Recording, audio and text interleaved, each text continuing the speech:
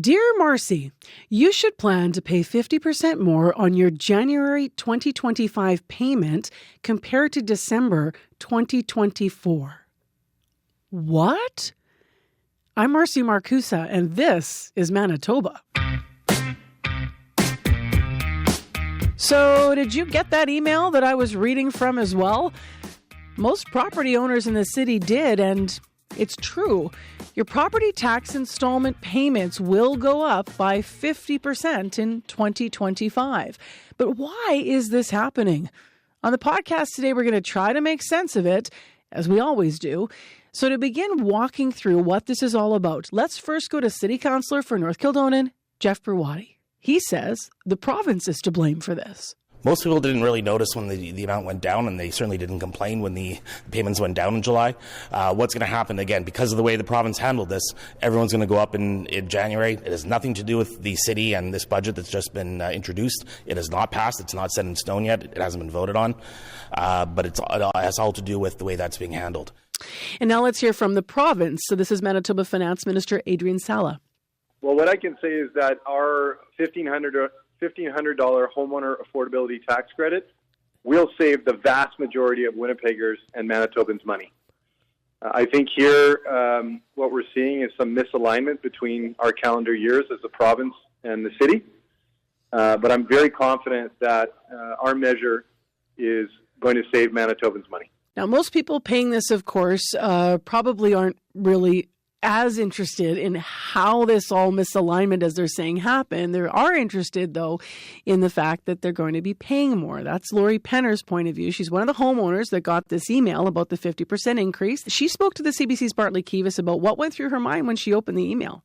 I think it's ridiculous. I think that it's you can't tell people with 2 weeks to go that they have to completely change their budget for the next year ahead. People aren't prepared for that. Like they had to have known that this was coming, and how can you not prepare people in simple language to make them understand what's going on? Homeowner Lori Penner. Now, to be clear, this has nothing to do with the recently announced 5.95% tax hike in the city's draft budget, though that is happening as well. This is Tim Austin, the director of Winnipeg's Assessment and Taxation Department, explaining to CBC's Bartley Kives what property owners can expect next month in January. So there is a change. January 1st, on average, it's approximately 50% of an increase. So if your tip payment was $100, you'd be looking about $150. That does change. It's an average, so each property is different, and it could be higher or could be a little bit lower than that. And if I understand things correctly, the properties with the big, a property with a very high assessed value that had a very large tax bill would see an even larger increase based on what the province has done. I would expect, based on some analysis that we have done, people with a larger tax bill will see a larger tip payment increase than the average property owner, simply because of the amount of taxes. In addition, the $1,500 homeowners affordability tax credit, which is new for 2025, would be probably less than what a large property would have received in a Manitoba education school tax rebate from last year. Then what happens on July 1st? So on July 1st, we know what taxes have actually been billed, and we will adjust the tip payment to ensure that we don't collect any more or any less. So if we collect too much in the first 6 months, January to June, on your tip payments, your tip payment July 1st would decrease. If we're a little light on our estimate, we would expect your tip payments to increase in order to make sure the taxes are paid in full by the end of December. First of all, you have no Canada Post, but you don't have email addresses for every property owner. Is that correct? That is correct. So how do you communicate this? Yeah, so this year, in a normal non-Canada Post strike year, we would send out tip letters in the start of December to advise people what their January 1st payment would be.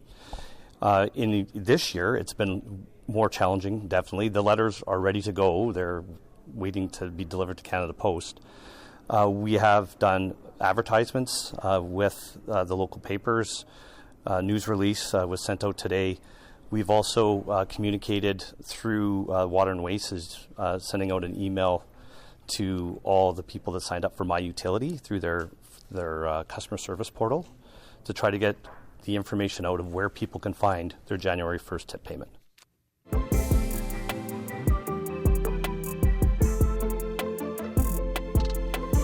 Well, I'm not sure if it's still entirely clear about what we are all going to be paying come January, but if you need more information, remember, you can go to any of our CBC websites locally, so cbc.ca/Manitoba and our other social pages as well. Tim Austin there explaining things to CBC's Bartley Kives. Tim Austin's the Director of Winnipeg Assessment and Taxation, that department at the city. Well, there are some things in Winnipeg that people seem to be pleased to be supporting. There's a compost program that was just set up in October, and so it was a pilot. Compost bins set up at 15 sites across the city of Winnipeg, and in 2 months, boy, has it ever taken off. Karrie Blackburn's at Compost Winnipeg, and she talked about this with CBC's Susan Magas. Incredibly successful. There's a reason we've been kind of a little bit silent on its success, is because we're so busy. We've been just trying to keep up with the demand. So introducing more bins, booking unscheduled collections. So we tried to have it on a weekly basis, the collections, but it's been so popular that we've had to go 2, sometimes 3 times per week. If you were to categorize how it, percentage-wise, how much it's grown, or volume-wise, how would you characterize it that way? So far we've diverted 40,000 kilograms of organics through the program. So each week it's grown considerably over the next. And it was kind of an interesting time when the program rolled out too, because it was pumpkin composting season. So we did have our general drop-offs for the pumpkins. So that was kept mostly as a part of its own situation. But we did notice an increase in volume because of pumpkins kind of right after Halloween and for about a month or so. But what we found is that just kind of put composting into people's hands, realizing where the drop-offs were, and then they were just basically translating that behavior from just a pumpkin to household weekly waste. And so we've just seen the program blow up. It's been very successful. When the program was rolling out, we weren't quite sure how that was going to affect things. And we had a lot of pumpkins, but we were pleased to see that it wasn't just pumpkins. You know, it was people bringing food waste and their pumpkins. So it wasn't just like a one-off. It really was people introducing better waste management practice into their households. So once the pumpkin rush was over, for lack of a better term, how has it been since then? Has it dropped a bit, or has it kept at that level? It's actually kept at that level. So we finally found that kind of equilibrium, that balance between how many bins we need at the site to be able to do the one collection per week, and each week we're right at the brim of the bin. So it's exceptional. We're not going there for partially full bins. We're going there for a worthwhile content. So are you still even now doing more than one pickup a week? At some locations, Dakota in particular has been a very popular site. It's just a high traffic location with the Dakota Community Center and everything. So we just found it to be very popular. So we have 7 bins there and do 2 collections per week currently. And have you increased the number of bins at every other drop-off location? At most other locations as well, yeah. So Roblin Park comes to mind, Sturgeon Heights, Sir John Franklin, which is the Corden Community Center, and also Lindenwoods, that's the other one. Okay. Garden City is another one that's busy. What happens if it becomes even more popular? What would be your next move? Just introducing perhaps another bin, and we're definitely in talks with the city to see how we can expand this program and really ensure it meets the needs of the community. They too are blown away by the popularity of the program and how well it's been received by Winnipeggers. Well, of course, if you have a house, then you might be thinking about composting, property taxes, things we've been talking about so far in the podcast. But there's also another concern that we want to dig into next, and it has to do with supports for people who live in Winnipeg unhoused. Come December 31st, so the end of the year, Community Connections is going to close its doors for good. Now, this is a space that provides support to unhoused Winnipeggers, and it's in the Millennium Library downtown. Al Wiebe is a longtime advocate for Winnipeggers who are unhoused or who live in poverty. He himself lived out of his car at one point in his life. Here's our conversation about his concerns about the cut. Good morning, Al. Yeah, good morning, Marcy. So for those that don't know, first of all, just tell us, about the services that this space offers downtown at the library. Yeah, it was multifaceted and really, really important to the folks that inhabit the library every day. As a homeless person myself, way back there, I used the library as a shelter from the elements, plus communication with the computers. And what Community Connections did was provide resources for housing, for medical and mental health issues. They had organizations throughout the city come in, several times a week just to be there as a support, like, say, Canadian Mental Health Association, Red Road Lodge, places that could provide housing, places that could provide support were there every single day. And it was... they provided free coffee. They had a computer in the room. And, what people don't realize also is that some folks are not allowed in the library for one reason or another. And this was a place that they could go and still use the services of the library. And it was a very welcoming place. And I personally think that if I would have been, if that Community Connections would have been there when I was on the street, I would not have been on the street as long because I was too proud to go seek it out. But when you walk in the library, this space is right in your face. It's right there. Yeah. So geographically, this was important as well. Oh, yes, absolutely. And, I'm on still am, I guess, if there is one, community advisory board for the library. And we worked about 2 years just to get Community Connections put in place. It meant a lot to me, coming from my experiences. And for all the effort and time we spent on it, just to see it cut is really tragic, but I did expect it. They cut out the community grants program, and then they had to reinstate it because of backlash. They cut out the poverty reduction strategy budget. What I want to get some reaction to what Finance Committee Chairperson Jeff Browaty has raised. He called it a safety concern for library staff and members of the public. What are your thoughts on that? I don't agree with that. I used to go, walk through the library. I'd walk through the mall all the time. I'd go for my morning coffee, and I would talk to staff in the Community Connection space because I know a lot of them. And that was never an issue for them. I'm sure every once in a while somebody would come in with and maybe have an outburst or something. But it wasn't an issue for staff at Community Connections, and I think that's just a reason that they're trying to build up to take it down. Could some of this? Could some of this be related to what we've been discussing? Across Canada, there's discussion about libraries as social spaces and for outreach and resources. There's an ideology for some that some believe ideologically that libraries should not be that. Others say libraries have been that, and so we should expand on that. Could some of it be looking at the library from that point of view? Could it have been turning into more of a social services space than maybe was initially intended, do you think? Well, probably 30, 40 people who are unsheltered use the library every single day. And so I think this is just an extension of that and just give these folks a leg up or an arm, a lift up.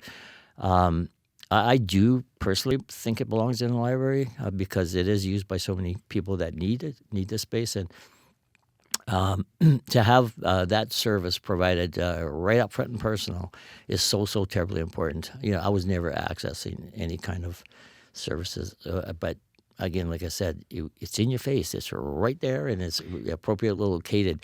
I truly believe it belongs in the library system. Sorry. If that's okay, do you need a glass of water? Corey can maybe help us out here. Live show, so no worries, Al.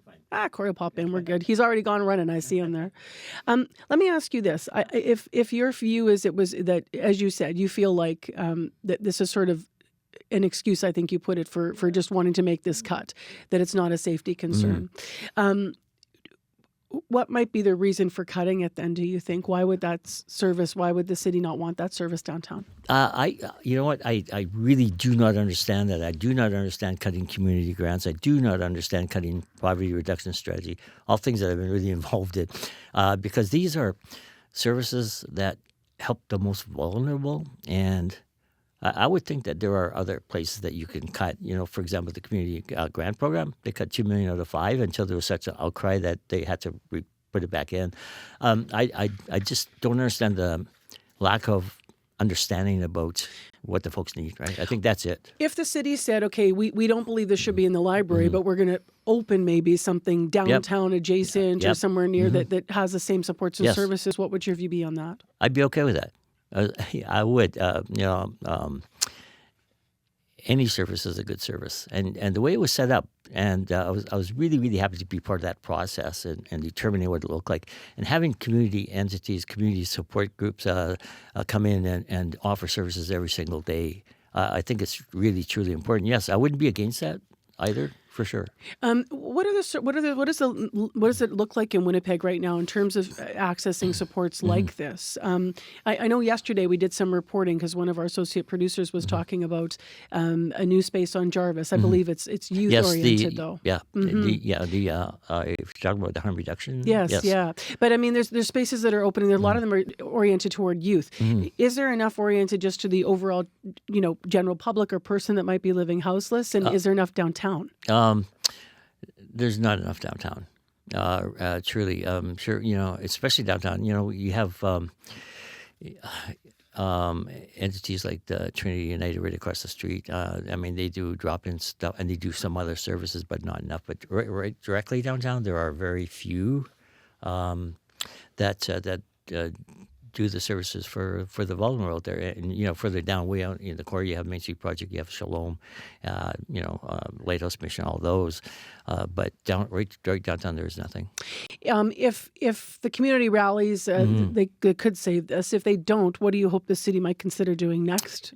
I would hope that because it's so vital. And I think that the community connections overall, in the big picture, saved lives because I know they did have folks get housing, which is a lifesaver, and they also, had addiction. People come in like AFM and others. I think they need to really keep up, whether it's at the library or not. Like you said, they need to establish something in the downtown area that provides services that are not there right now. Appreciate you coming in. Yeah, thank today, you so much. I really appreciate the offer to actually do this. Nice to see you. It means that's a hard thing, so Yeah, it's nice to see you in studio. Thank you so much. Thanks, Marcy. So lots going on in our changing city. Remember, This is Manitoba is also about our changing and growing province as well. Not wasting your time, just digging into the issues 20 minutes at a time. So thanks for listening to today's podcast, and we hope you follow and share.